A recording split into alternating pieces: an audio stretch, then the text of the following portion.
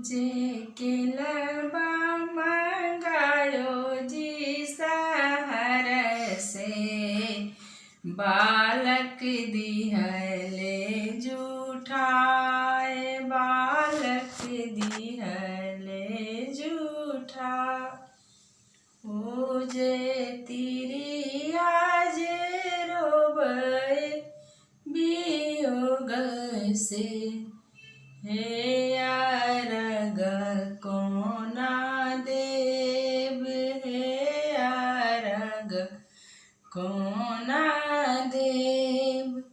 ओ जे छठी माता बोलथिन तिरिया से, हे अरग हमें लेब, हे अरग हमें लेब।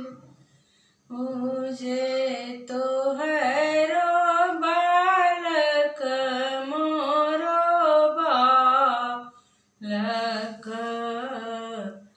हे हम माफ करी देव, हे हम माफ करी देव।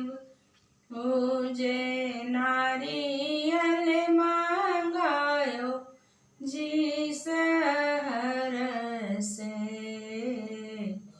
बालक दिहले जूठाए, बालक दिहले जूठाए।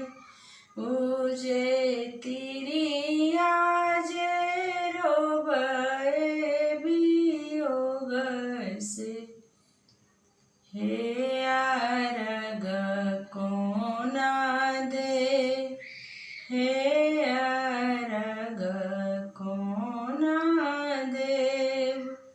ओ जे छठी माता बोलथिन तिरिया से,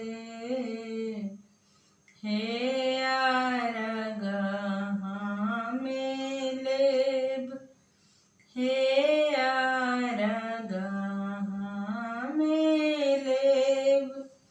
ओ जे तोहरो बालक मोरो बालक, हे हम माफ करी देव, हे हम माफ करी देव। जय छठी माता।